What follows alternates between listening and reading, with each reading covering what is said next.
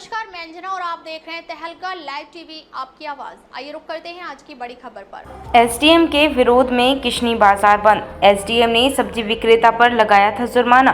Polythene मिलने पर विक्रेता पर लगाया था जुर्माना। जुर्माना करने पर आक्रोशित हुए थे व्यापारी। एसडीएम गोपाल शर्मा ने व्यापारियों से की बात। जुर्माना वापस करने की मांग पर अड़े व्यापारी। तहसील किशनी परिसर का मामला। इसमें शासन के निर्देश हैं कि जो भी 50 माइक्रोन से कम प्लास्टिक कैरी बैग्स हैं या जो भी प्रतिबंधित प्लास्टिक है उसका यूज ना किया जाए, और अगर इसका कोई उल्लंघन करता पाया जाए तो उस पर आपराधिक शमन शुल्क के रूप में उससे जो जुर्माना है वो वसूल किया जाए। इसी क्रम में कल नगर पंचायत किशनी में बाज़ार में 3 दुकानों पे छापे की कार्रवाई करी गई थी और उसमें प्रतिबंधित प्लास्टिक अत्यधिक संख्या में पाई गई थी।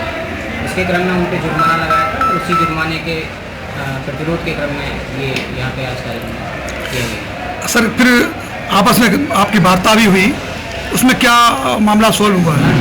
ये निष्कर्ष निकला है कि ये जो कैरी बैग्स जब्त किए गए हैं इनको टेस्टिंग के लिए जो सैंपल जो लैब होती है वहाँ भेजा जाएगा और वहाँ से सैंपलिंग आने के बाद जो भी नियमानुसार कार्रवाई है वो उचित तरीके से की जाएगी। अभी देखने में आया सर कि यहाँ चेयरमैन साहब ने कुछ पैसे वापस किए हैं व्यापारियों के, तो वो सर क्या उसके बारे में जानकारी है कुछ? वो उनका एक अपना एक निजी है, क्योंकि जनप्रतिनिधि हैं, जनता से सीधे जुड़े भी हैं, लेकिन जो भी नियमानुसार कार्रवाई शासन के निर्देश के क्रम में वो भी की जा रही है। टेस्टिंग आने के बाद में कार्रवाई की जाएगी। कि चेयरमैन साहब का एक अच्छा लोगों के प्रति वो है कि उन्होंने आगे चल के इस तरह की कार्रवाई की है, लेकिन ये जो अभियान है ये अनवरत रूप से चलता रहेगा और आगे अगर किसी प्रकार की शिथिलता इसमें पाई जाती है, कोई उल्लंघन करता पाया जाता है तो उसके विरुद्ध जो निर्देश है शासन के उसके क्रम में कड़ी कार्रवाई की जाएगी। सर, अभी एक शिकायत आई थी कि नगर पंचायत का एक कर्मी है, उसने लोगों से पैसे लिए हैं और धमकी भी दी है कि हम तुम्हारी पकड़वा देंगे पॉलिथीन वगैरह कुछ।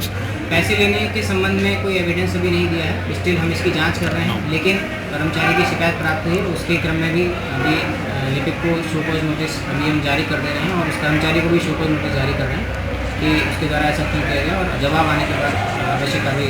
सर, उसका नाम बता सकते हैं? नाम उसमें श्रीकृष्ण करके एक कर्मचारी है हमारे यहाँ, संविदा सफाई कर्मचारी है, उसकी शिकायत प्राप्त हुई है तो उसकी शिकायत प्राप्त हुई है। जो भी यथोचित कार्रवाई है वो निश्चित तौर पर की जाएगी। मेरा नाम विनोद कुमार गुप्ता है, नगर अध्यक्ष व्यापार मंडल का मेरे ऊपर दायित्व है। तो आप बड़ी संख्या में किशनी के सभी व्यापारी का यहाँ पे आए हुए हैं, किशनी के सारे व्यापारी का यहाँ पे आए हुए हैं। इनका आह्वान कल हमने जो है कल एक दमनकारी नीति के अनुसार उप जिलाधिकारी द्वारा किस दायित्व के तहत किया गया यही हम जानने के लिए कल सब्जी विक्रेताओं के साथ जो छोटे दुकानदार हैं हमारे 3-3 हज़ार रुपये का जुर्माना समन शुल्क लिया गया।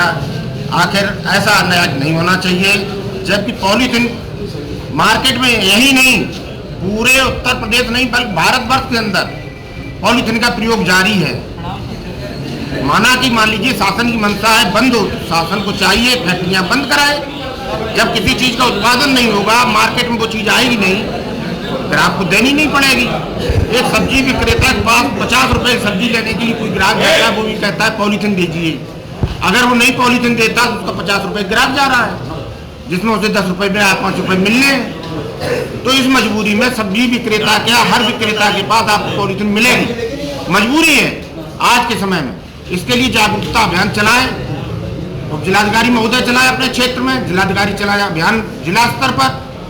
तो मेरी तो एक मंशा है कि जो कल व्यापारियों के साथ अन्याय हुआ है उन व्यापारियों को न्याय मिले, उन पर जो समन शुल्क कल वसूल किया गया है वो तुरंत वापस किया जाए। आगे कभी कोई ऐसा अभियान चलाना है तो आपके पास व्यापार मंडल है, आपके पास योग चार्ज होने की वजह सभासद हैं, पूरी नगर पंचायत का स्टाफ है, चेयरमैन है, चेयरमैन प्रतिनिधि हैं, इनको अवगत कराएं जो कम से कम अपनी पब्लिक को समझा सकें।